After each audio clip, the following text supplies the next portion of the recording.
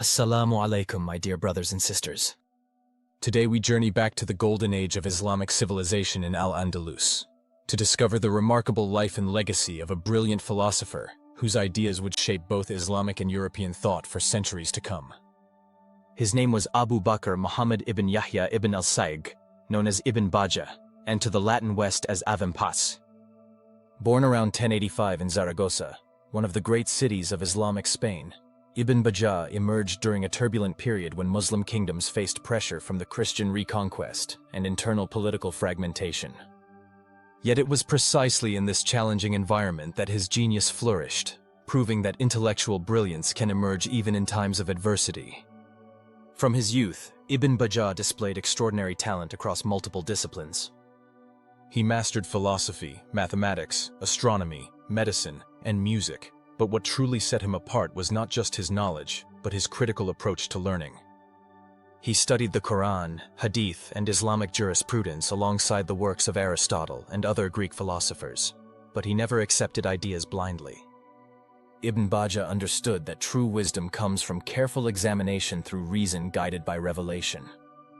His career took him through various political positions as vizier in several courts of Al-Andalus, where he experienced both success and setbacks, including periods of imprisonment.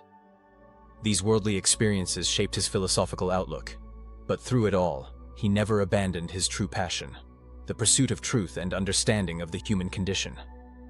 At the heart of Ibn Bajjah's philosophy lies a profound concept he called the solitary individual, al-Mutawahhid. He observed that in an ideal society, all people would pursue wisdom and virtue together, but such perfect societies rarely exist. Instead, most people live in imperfect societies dominated by materialism, ignorance, and base desires. In such circumstances, the philosopher or seeker of truth becomes spiritually and intellectually set apart, someone who must pursue contemplation and virtue even when surrounded by those who don't understand or value such pursuits. This wasn't elitism or a call to withdraw from society completely, but rather a realistic guide for how the spiritually awakened individual should live while fulfilling necessary social obligations.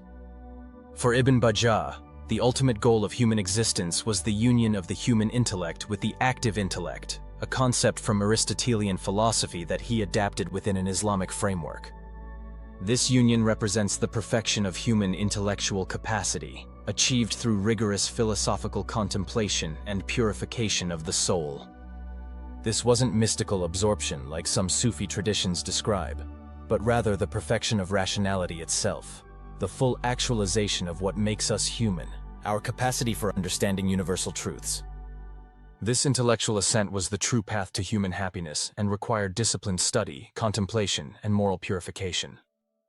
In his most famous work, The Governance of the Solitary, Ibn Bajjah outlined how individuals should cultivate their intellect and progress through stages of knowledge, beginning with sensory perception of material objects and gradually ascending to purely intelligible forms that exist independently of matter.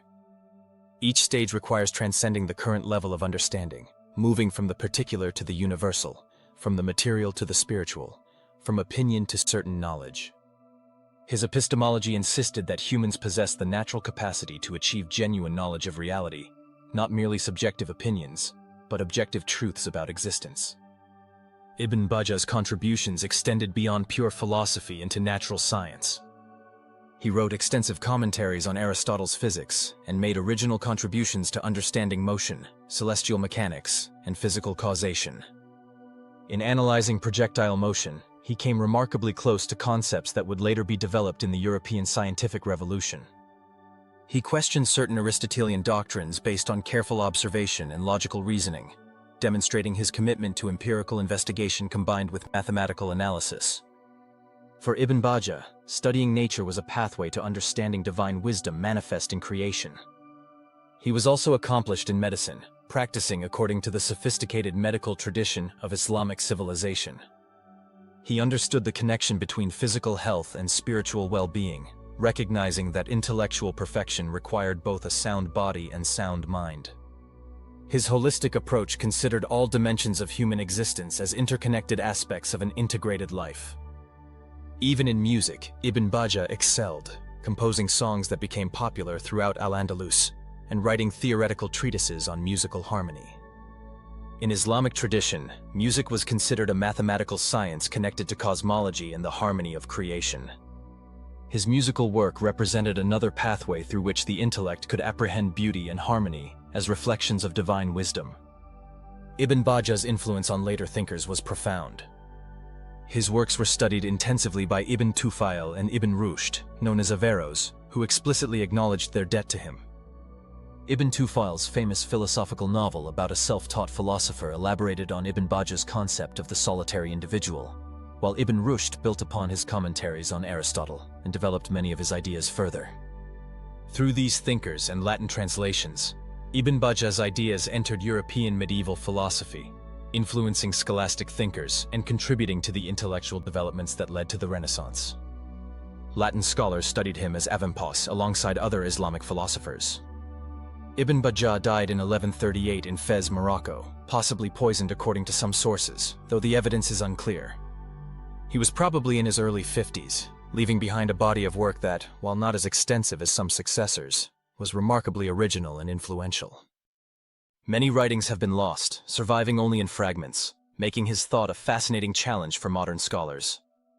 What makes Ibn Bajjah particularly relevant today is his demonstration that rigorous philosophical inquiry is compatible with sincere religious faith. He never saw reason and revelation as opposing forces, but as complementary paths to truth. Philosophy uses logic and observation to understand the natural world, while revelation provides guidance on moral and spiritual matters. This integration represents one of the greatest achievements of Islamic intellectual history. Ibn Bajjah showed that a Muslim could be simultaneously a devout believer and a critical philosopher, that intellectual honesty and spiritual commitment need not conflict. His concept of the solitary individual speaks powerfully to our contemporary situation, where many seeking truth and virtue find themselves at odds with culture, prioritizing materialism and superficial success. His message is to maintain intellectual and spiritual integrity while navigating imperfect social environments, to pursue excellence even when it's not widely valued, to cultivate the inner life while fulfilling social obligations. This requires wisdom, patience, and courage. In our age of information overload and constant distraction, Ibn Bajjah's emphasis on contemplation and disciplined cultivation of the intellect offers a needed corrective. His vision of the ascending intellect reminds us that genuine knowledge requires patient, systematic effort over time, not instant gratification.